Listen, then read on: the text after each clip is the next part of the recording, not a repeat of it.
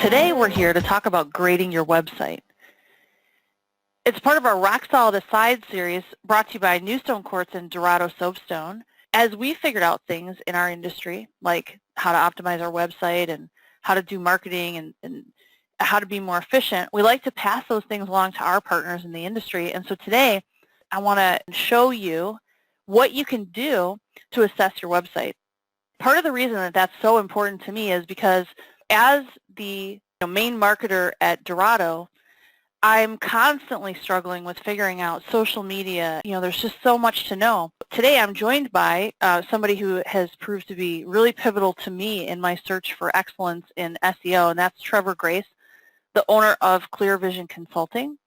He's on the line with me today to just go over how to assess your website and give yourself a grade, and then how to quickly and easily fix the stuff that will really bring your search ranks up. So Trevor, welcome. Thanks for coming. Sure. Thanks for having me. Pleasure as always to talk about marketing and websites. Definitely love to give you my insights and give you a little secret insights on website marketing and advertising. I know. I love the little secret things. I get so excited about it. I'm kind of like a marketing nerd that way.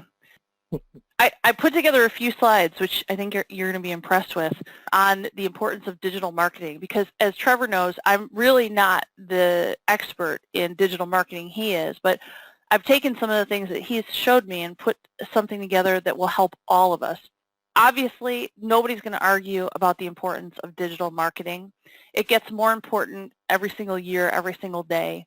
Right now, there are 1.2 trillion searches done per year online, on a little over 5 billion web pages.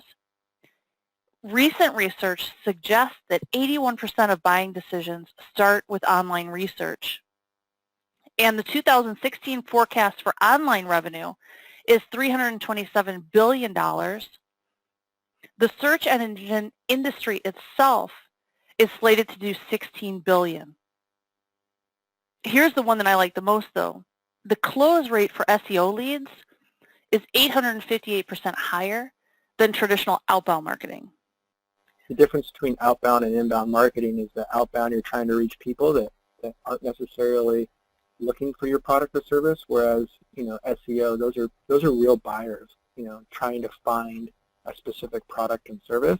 Right. And that's why it's so important that you're present. Yeah, I've been in marketing a long time, and back when we used to do just direct mail, I mean, think about how many direct mail pieces you would have to send on countertops before you'd get somebody who is actually, actively looking for new countertops. Yeah. You just spend a lot of money. But these people are out there searching online. If you can just pick them up, it's a lot easier way to market. Absolutely. So. And when I say easier, I mean also totally complicated, because having a website that works, you can just set something up, but that doesn't mean that it's actually going to attract people, that it's going to convert people, that there's going to be traffic and all those other magic words. It involves a bunch of different people to get this formula right. I mean, there's web development, which I have nothing to do with and don't understand at all, and probably most people don't. And then there's your web designer, who puts together the look and feel that keeps people on a page. You have a digital marketer or strategist figuring out the funnel and how are you going to convert names, and then how do you market to them. You have an SEO expert who understands how to get ranked in the search engines so that people will actually find you. And then you've got copywriters making that magic happen, and social media managers, and just having a website as like a business card, as a calling card or whatever, that isn't going to do it. I recently ran across these stats after a conversation, Trevor, that you and I had about how Google listings work, and today about a third of all of the clicks happen in the first Google listing, and then the second, third, and fourth spot get the other 63% of the clicks, leaving only 4% of clicks for anything lower than that fourth Google entry. That's crazy. Yeah, it's pretty staggering, and with the ever-growing, there's so many tools and widgets now and ways to create a website and get online, cracking in that top 3 spot, top 4 spot, just becomes more and more difficult. So the longer you wait to try to launch your website and get it ranked and set up correctly, the more difficult it's going to become. So it really is a kind of an eye-opening, staggering numbers. Yeah, so we all know it's a game that you have to play. I mean, you don't get to sit out. Digital interaction influences 36 cents of every dollar spent in a retail store, or about 1.1 trillion. There's no avoiding it. The reason that we're having this call is because you introduced me to a really cool tool that I want to share, and that is the web analysis report. We did this on our NuStone site as we were building it. And, a lot of listeners that we're going to send this to will know that we recently launched a new division based on our award-winning quartz, and that's called NuStone Quartz. You helped us to optimize that site, and fairly familiar with a lot of these terms and what these things mean. I'm not a web developer, but I know what an XML sitemap is, and what impact flash and frames have on a website, backlinks and things like that. I would say that's probably what you see here on the screen is not common vernacular for most people. Yeah, it can get very overwhelming because you can do your Google searches and talk to a dozen different people, and they're all going to give you different information and tell you what's a priority and what's not. So it definitely is kind of a little bit of information overload. Yeah. But the good news is, there's tools that our company uses and has found and has developed over the last 15 years of being involved with SEO and digital marketing, where we make it really easy. And so those are some of the little secrets that I wanted to kind of share with you today, and then just give you some walk-away points, the top 2 or 3 little tidbits that you can immediately apply yourself and start seeing success. So yeah. So I only typed up 56 of the things and I ran out of room, but you get the idea. There were 70 criteria in a report that we got. It was about maybe about 15, 20 page report, right? Report is huge. Again, because the report will actually give you a detailed ranking, and it'll go out. It'll compare your website to every other website that's out there in the world, and at the end of the top of the report, you'll get an overall score, but the report itself is huge. So you have to figure out, you just have to be able to interpret the data, right, and then prioritize it, and then it's got all these criteria and terms that some of which I was not familiar with, and even if I was familiar with them, it didn't mean that I understood how it impacted us. At the top of it, you get a score out of 100, just like school, 100%. So anything over a 70, as I understand, is a pretty good score, and anything 40 or below is pretty dismal. And I knew that we were going to have some things because of the way that we, over time, have built our website, what we paid attention to. The score was very easy to see, but the best part is, for each of the 70 criteria, we got a good explanation of what it was and what our website was doing with it. And I'm going to show that in a second. It was color-coded too, so I could see, all right, we passed on 55 of the criteria. We had some moderate areas that weren't as great, and then we had some total fails, and we had some little FYI, like, hey, if you want to optimize this more, or just so you know, kind of information. What made it so easy for me to then fix this stuff without spending, a huge budget or a lot of time is that I could see for each category what was going to be the impact. Was it a high impact thing for us to fix or a very low impact thing? Like if we fixed it, it really wouldn't help us get more traffic. And then I could also see, based on our own website and where we were, the platform we were on, is this a hard thing to solve or is this an easy thing to solve? Let me just show one example so people can kind of see what that looked like. This is one of the 70 criteria, was the alt attribute, and I can explain it, Trevor, but I will probably explain it wrong. So you want to explain real quick what that is? Sure. So alt attribute is basically the tag. Every time you upload an image to your website, you have the option to give that image a name, and it won't physically show up on the website, but it's kind of behind the scenes, and it's what Google uses to index your photo into their database, so that if anybody typed in that keyword, they would say, oh, we have a photo of that. So for example, when you upload a photo of a kitchen, if you were to enter, and let's say that photo of the kitchen had quartz as the countertop, and you uploaded that photo, and the name of the photo was, Quartz Kitchen, there's an additional field that your website developer can tag every image, and then those are called alt attributes. So if you actually spend the extra time to go in there and update each alt attribute on every image on your website, Google gives you a big boost in their search rankings. So this is kind of the one kind of little secret bullet for you guys to walk away with, is just check all your alt attributes on your website, and then just go ahead and make sure that you tag the key. You can just add the keyword that describes the photo that you think people will be typing in to, find your product, service that they might be looking for. So all the time I was uploading photos to our website that were named like image 57621. I basically was giving Google no information as to what was there. Exactly. So now your website will never, ever be in those top 3 or 4 spots on Google, because Google has no idea what that image is. Right. Google's really smart, but they're not able to, tell what's in the photo. So you actually have to help Google a little bit and tell them, give them a name that they can understand and recognize. Yeah.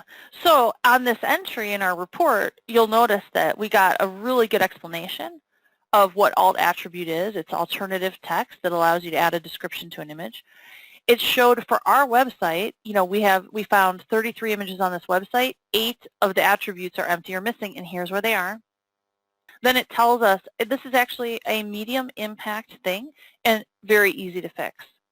That would be one that we would go after and just quickly, add some description, and we're, good to go.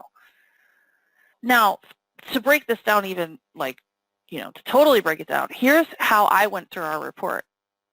I realized that if I can understand the impact and I can understand the difficulty, there's one quadrant here that makes the most sense to go after. And that is the high impact, low difficulty, right? I made a list of everything that was high impact, low difficulty, because I knew that with little money and time, we could fix those things, and the faster we could do it, the better, to improve our ranking. That is really, to be honest with you, all I paid attention to, and we made really good strides just with that. I do know that there are high impact, high difficulty things, which may take us a while to sort out, but they're worth going after because they're high impact, and if we do want to stay at the top of the optimization game, then eventually we have to make a plan to go after those things. We do have them. We have a list of them, and we're working on it. There was the low impact, low difficulty, which I told Trevor, once we get everything else straightened out in our business and we're just bored and twiddling our thumbs, we'll go after the low impact, easy things to do. And I can say today we're probably going to ignore the low impact, high difficulty things, but those might be things that we keep in mind as we change platforms and stuff like that. It's just good to know. But there was plenty to do quickly in the high impact, low difficulty quadrant.